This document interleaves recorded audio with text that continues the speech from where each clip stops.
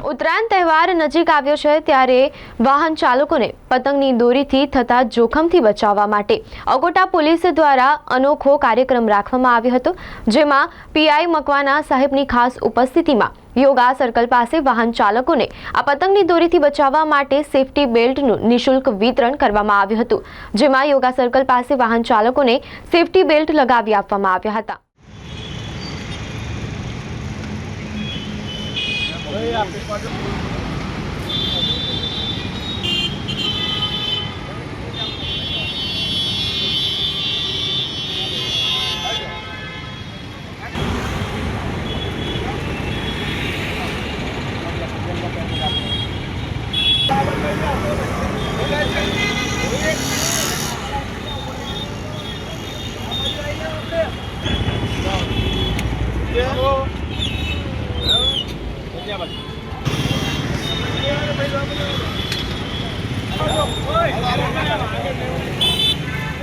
મારા